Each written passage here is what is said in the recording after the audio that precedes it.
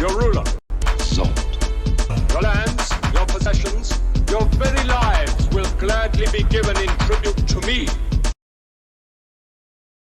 Okay, so what's up, everybody? I almost said what's if. What if? Okay, so what if episode 8? What if Ultron won? And I gotta say, man, oh man.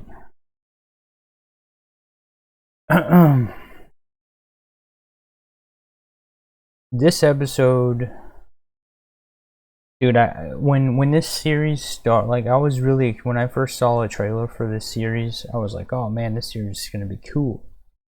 And then when the series started, the first couple episodes made me think, oh, this series is gonna suck. And then slowly but surely, this series is just ramped up. From, it's like they got all the woke shit out of the way in the first couple episodes. And then they're like, okay, now that we got that out of the way, now we're going to give you what you want. So this episode started off really strong, setting up the scenario where Ultron succeeds and he wins and takes over Vision's body in Age of Ultron. And then the episode just keeps getting better and better. Like, okay, so Ultron wins. Ultron gets Vision's body. Now, Ultron, powered by the Mind Stone, then continues to whoop the Avengers' ass. I don't know how much time passes, but I'm assuming I'm assuming their war continues on for like quite a while. He eventually whoops their ass. We don't know when on the timeline, but we know he beats them, and then he launches nukes and kills everyone on Earth. And then I'm assuming however many years, we don't know the exact timeline of events, but however many years it takes before, in between Age of Ultron and Infinity War, I know it's like a few years. I know it's at least a number of years, because it's at least a couple years between Age of Ultron and Civil War, and then at least another couple years between Civil War and Infinity War. So however many years, Ultron's just been chilling by himself on a Earth with no life other than him and his robots. And then all of a sudden, Thanos pops in right on schedule, as he does in Infinity War, with his whole equilibrium depopulation agenda. And Ultron turns to him and he's like, ooh, hi there. What do you got there for me? And he just immediately cuts him in half. It makes Thanos look like a bitch, which of course makes me wonder how come Vision didn't do that in Infinity War when Thanos was coming for him. But it's like, maybe Vision didn't know he was that powerful and that he could do that, and maybe he's not ruthless and brutal like Ultron is, because Ultron is brutal and ruthless. So it's kind of a advantage that he would just immediately go for the kill right immediately. I don't know, but so I guess it makes sense if when you look at it like that.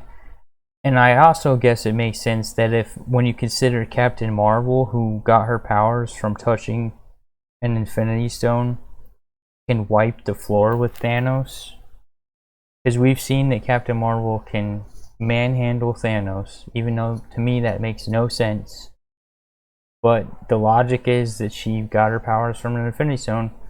It only makes sense that Vision, whose body is also basically an Infinity Stone, would be able to do the same thing. But anyways, Ultron then confiscates Thanos' 5 Infinity Stones. Now he's got all 6, and he's fascinated by them, and he absorbs them into his body. And now he goes on a quest to eradicate all life from the entire universe, as opposed to just 50% like Thanos wanted to do. So world by world he goes, destroys, kills everyone, kills all the other heroes out in the universe that are off world, that weren't on Earth as a part of the Avengers. And then I think the last hero, I'm just going by what they show, because there's a lot of stuff that happens off camera that you just gotta infer. So the last hero that he faces off with is Captain Marvel, and they show her, they have a pretty cool fight. They show her seemingly nearly overpowering him, which makes 0 sense, but then rightfully he obliterates her. So I don't know if he was just toying with his food or what, but rightfully he obliterates her. And I'm going to try not to go on a crazy long rant here, but Captain Marvel got her powers from touching 1 Infinity Stone 1 time. So this whole she's the most powerful narrative that Disney and Marvel MCU writers are trying to create doesn't even make sense by their own canon, by their own metrics that they've created. And not only that, first of all, in the comics she didn't even get her powers from an Infinity Stone, but we won't even get into that. So let's just assume that she's more powerful than she's supposed to be because she got her powers from touching 1 Infinity Stone 1 time. How does it even make a lick of singular sense that she could even put up a semblance of a decent fight against Ultron, who has become 1 with all 6?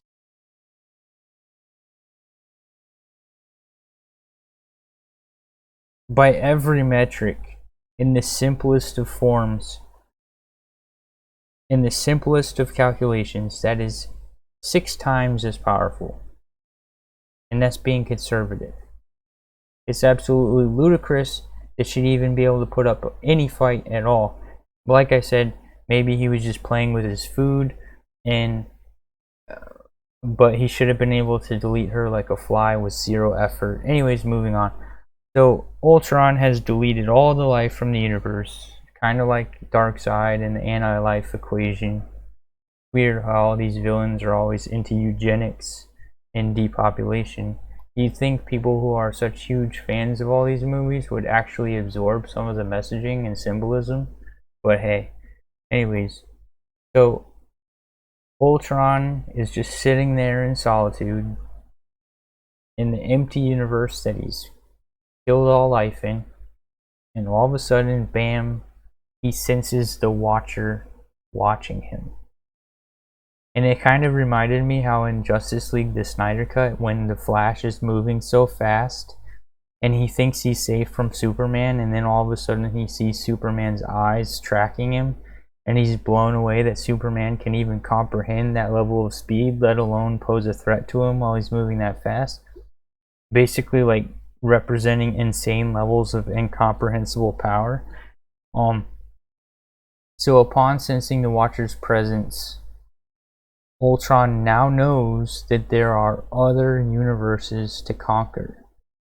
So I'm assuming he uses the Infinity Stones to gain entry into those other universes and starts hopping universe to universe searching for the Watcher.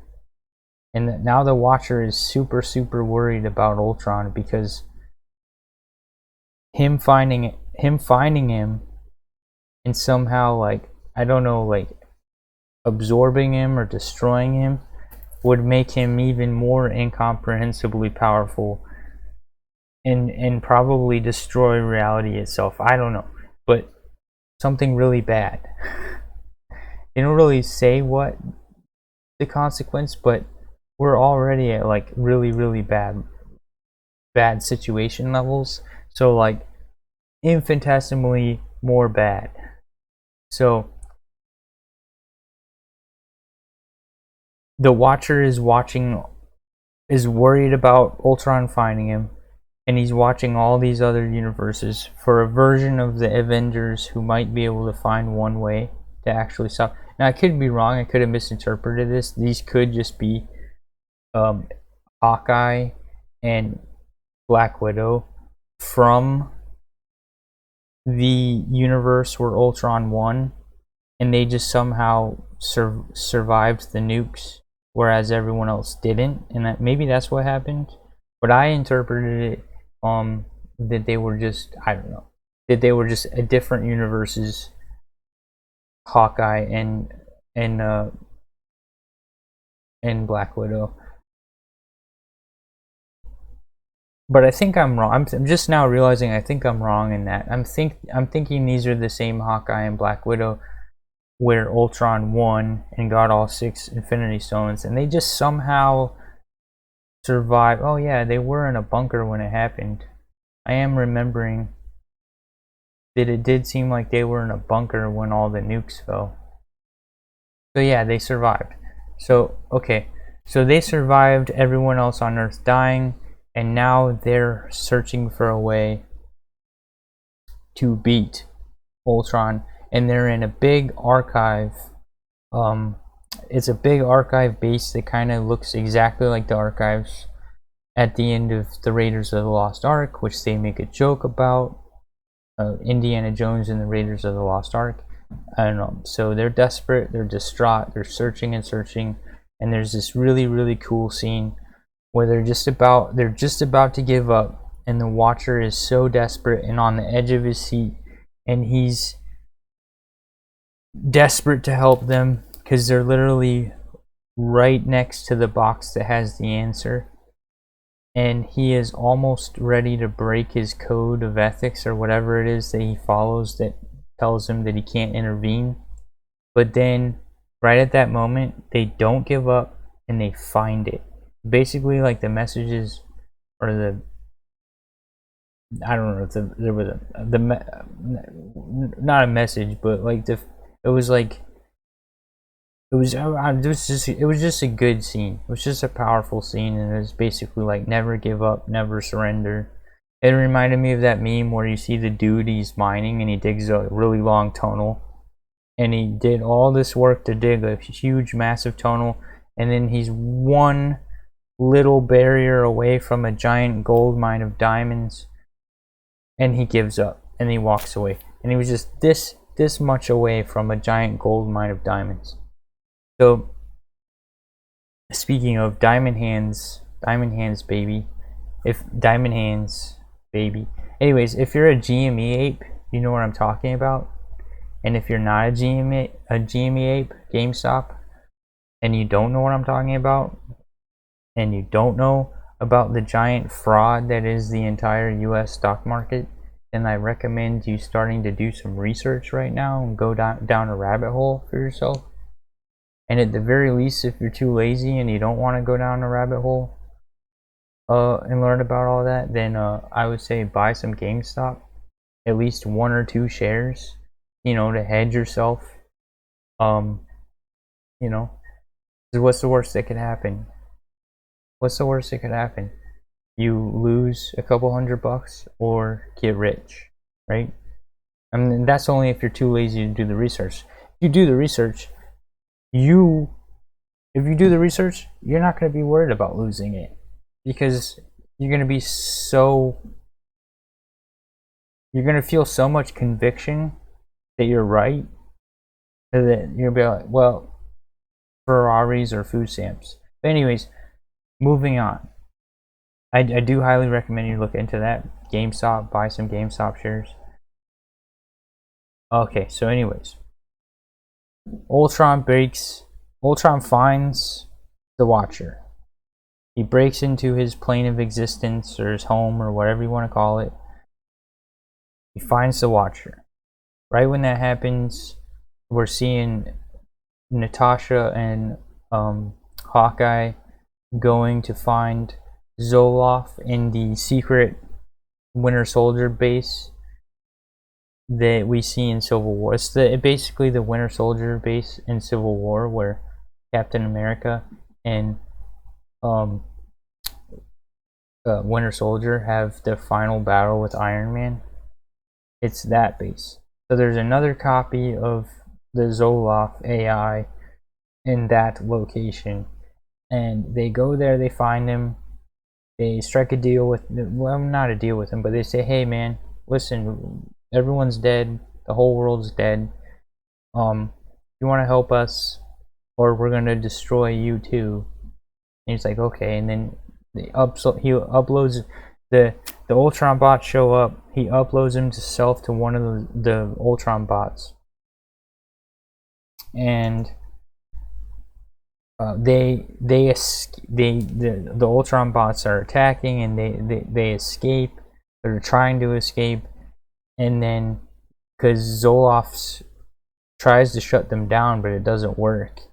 And then there's this really cool scene where Hawkeye, literally they replicated the scene from Endgame, but in reverse. Hawkeye sacrifices himself for Natasha, and then Natasha and Zoloff escape, and Black Widow asks him, why didn't it work? Why couldn't you connect to the Ultron hive mind? And he says, well, the only explanation that I can think of is that Ultron isn't in the known universe. And then we go back to Watcher. Ultron's broke into his plane of existence, whatever you want to call it. Where the Watcher exists reminds me of like that fifth dimensional scene in the movie Interstellar, when Matthew McConaughey's character goes into the black hole. And when he goes into the black hole and he goes into, like, there's all these strings of existence and strings of reality and time and all of events existing in like different strands. Anyways, that's what it reminded me of. Anyway, so Ultron's there. He attacks him. The most amazing MCU fight takes place. I mean, I'm calling it an MCU fight. I know it's technically not a movie. I know technically this fight is not in a movie, but this fight was so good that if this was in a movie, this would be the be all end all best MCU fight that's ever been. Like, they break through fabric of reality with each blow to each other, and there was even one point in the fight where Infinity Stone Ultron attacks him by turning into a giant, like Galactus, bigger than Galactus, because Galactus is only big enough to eat a planet.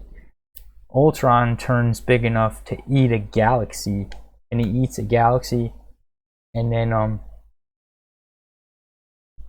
what ends up happening is the Watcher has to retreat, and stop could not be more annoying. So the Watcher ends up having to retreat, and he goes to find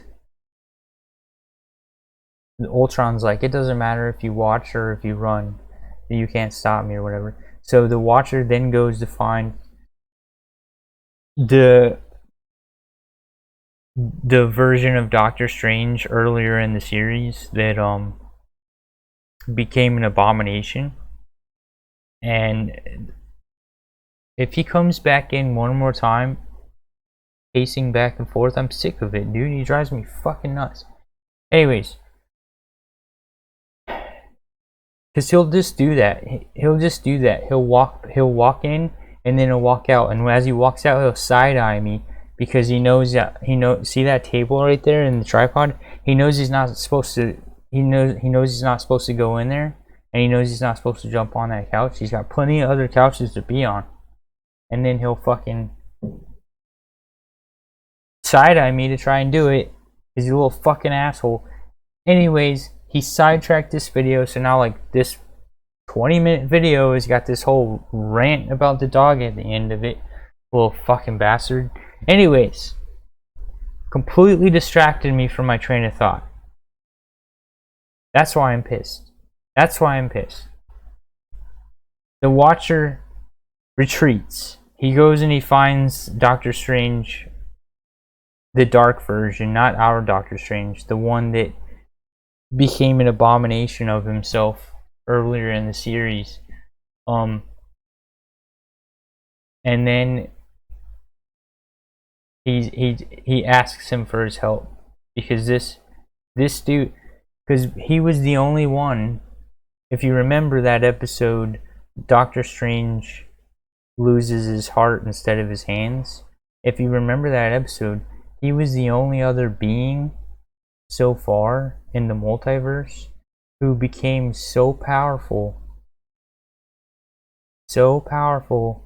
that he was able to see the Watcher. He was able to see him and reach out to his presence. So he goes to him and he asks him for help. So basically, this is exciting. It depends. I think the next episode is the finale. So, depending on if they don't wrap up the story, if they wrap up the whole Infinity Stone Ultron story at the end of the next episode, then that shuts the door on this, and that sucks. But if they don't shut the door on this in this season finale, then this could spill over and be one of the most epic plot lines the MCU has ever had. Like, if we get Infinity Stone Ultron and the Watcher